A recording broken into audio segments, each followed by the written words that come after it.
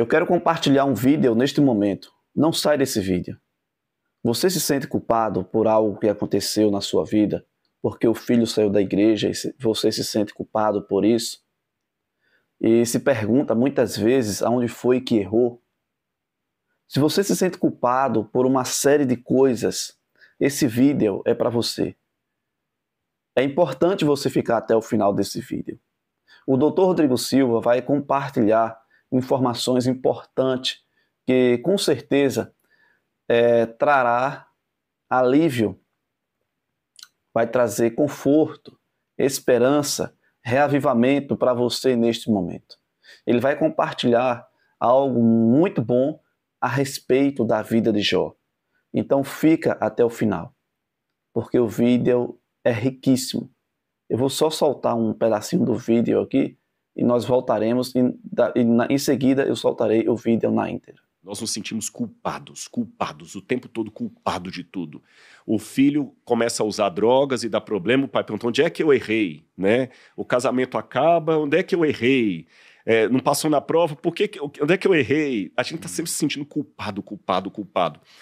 E a gente não entende algumas coisas. Letra A. Se você já gostou do vídeo, do conteúdo, já te interessou, se inscreve no canal, porque aqui é um canal de bênção.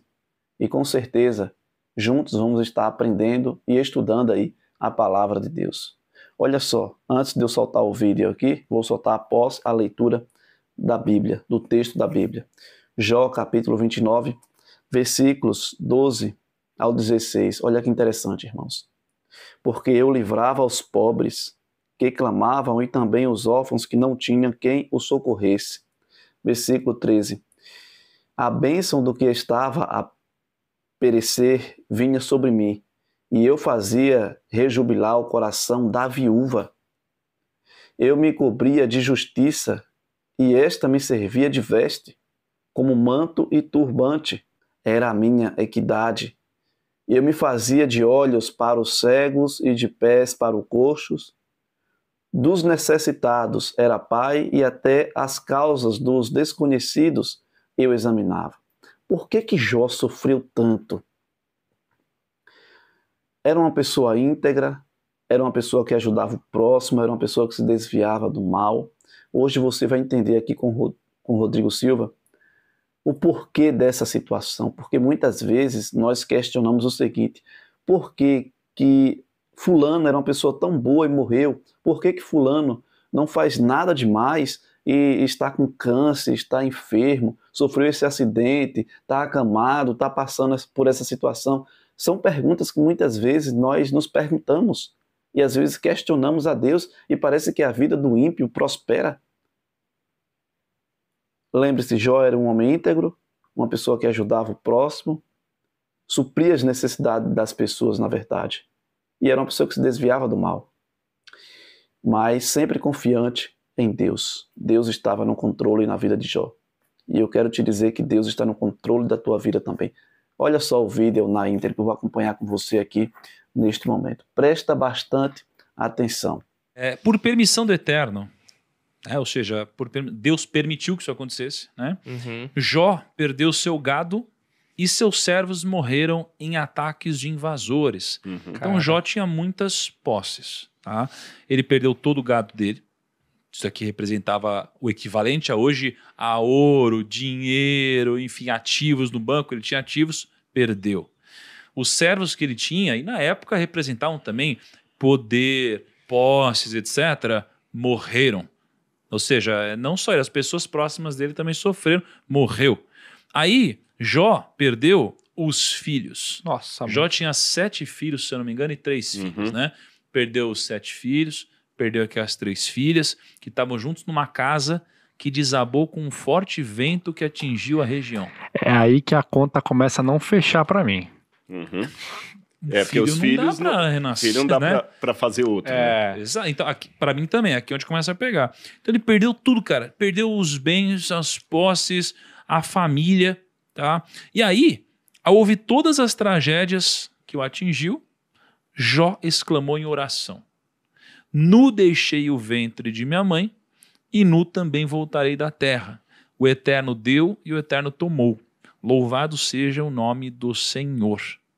Cara, como que a gente pode ler um livro como esse, Rodrigo, onde imagina você na pele de Jó.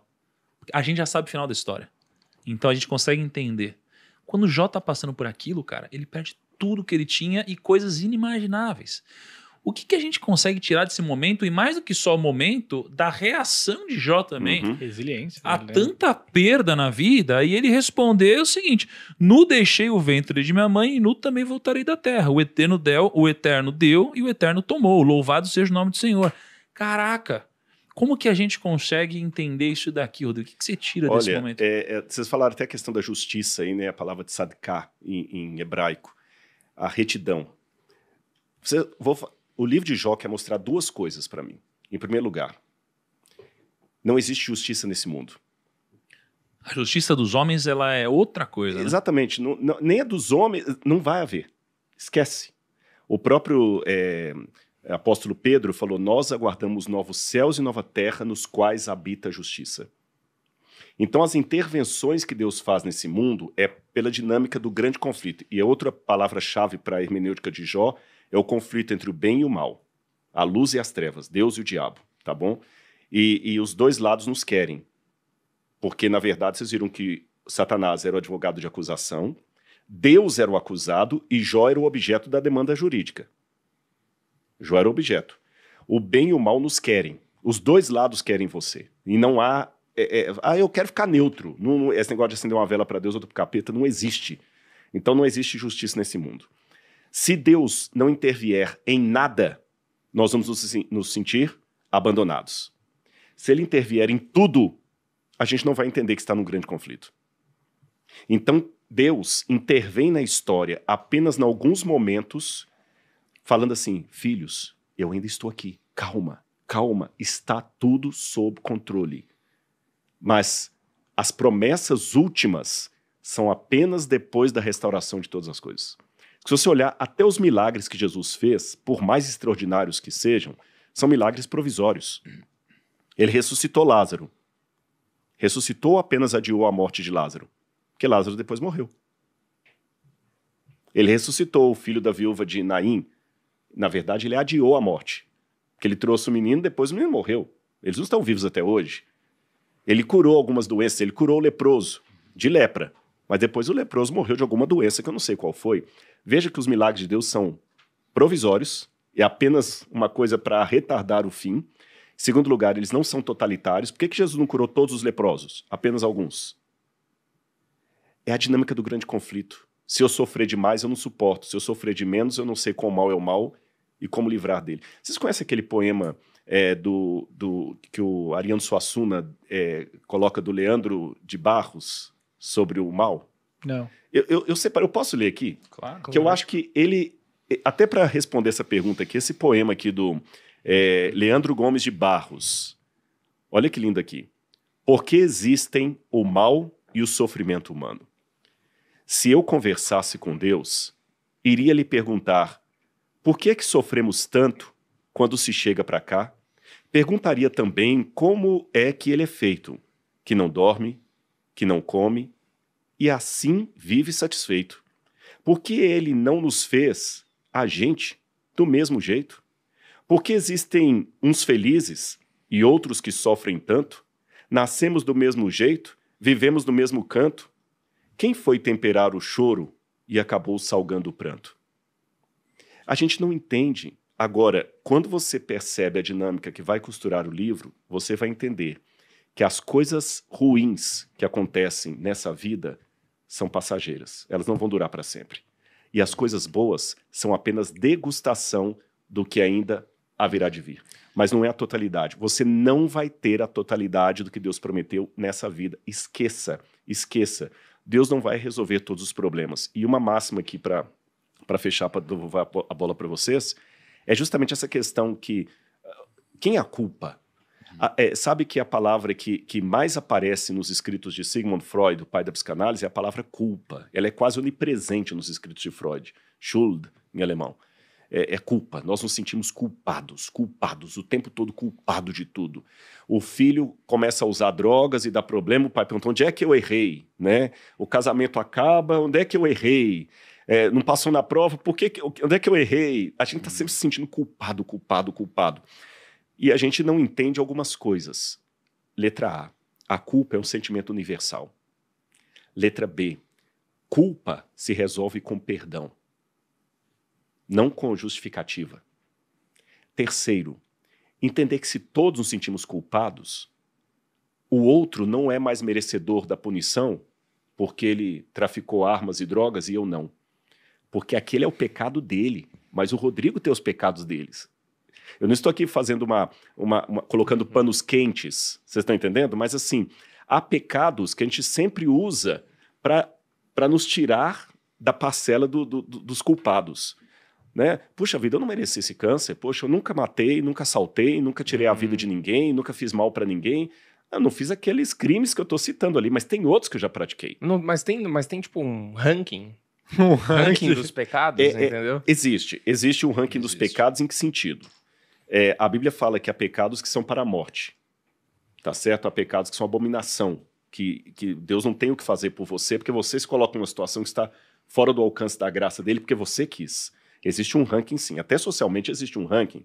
Há uma diferença de eu atropelar um cachorro e violentar uma criança. É claro que existe um ranking socialmente e espiritualmente. Porém, no que diz respeito à necessidade da graça de Deus e da salvação, a Bíblia fala: todos pecaram e todos carecem da graça de Deus. Não há um justo sequer. Ninguém é justo. Todo mundo é pecador. Tá certo? Entendi. Agora, no que diz respeito a Jó passar pelo que ele não provocou, você está entendendo? A gente entende que para que a situação de Jó não seja uma condição eterna de sofrimento, uma injustiça teve que ser cometida. Sabe qual? Não foi injustiça contra Jó. O paradoxo da salvação é que para que a justiça seja estabelecida, uma grande injustiça teve que ser cometida. Cristo, o Cordeiro inocente de Deus, teve que dar a sua vida para resgatar a humanidade. Não foi Cristo que pecou, não foi Cristo que comeu o fruto proibido, não foi ele que blasfemou contra o Pai, não foi ele que matou 6 milhões de judeus no Holocausto, não foi Cristo que violentou aquela criança, não foi Cristo que assaltou o banco, não foi Cristo que roubou o dinheiro da Previdência, não foi Cristo que fez aquilo, não foi Cristo que torturou ninguém, mas ele, na cruz do Calvário, foi punido. O livro de Isaías 53 fala: o castigo que nos traz a paz estava sobre ele, e pelos seus machucados é que nós somos sarados. E Isaías mesmo viu que era uma coisa tão estranha que Deus estava mostrando para ele, alguém inocente morrer no lugar de uma humanidade toda condenada, que Isaías começa o texto falando o seguinte: quem creu em nossa pregação? Quem creu? Então, através de Jó, Deus está mostrando isso, filhos, enquanto o mal perdurar nesse mundo, a injustiça também vai perdurar. E por que Deus não intervém? É porque Deus não dá jeitinhos. Você está entendendo? Deus não dá jeitinhos. Deus segue conforme os protocolos. Ele não dá jeitinhos. Que Deus te abençoe neste momento. Vamos permanecer sempre fiéis ao nosso Deus, independente da circunstância, da situação, da escassez, da fartura, da alegria, da dor, da enfermidade, da saúde. Vamos sempre permanecer fiéis e inabaláveis ao nosso Deus. Tá bom? Que Deus ele te abençoe. Lembre-se, se tem pessoas te criticando, desafiando a sua fé, lembre-se que Deus está no controle de todas as coisas. Que Deus te abençoe neste momento. Um forte abraço para você. Não esquece de se inscrever no canal, deixar o seu gostei e também deixe aí o seu comentário. Que Deus te abençoe em nome de Jesus.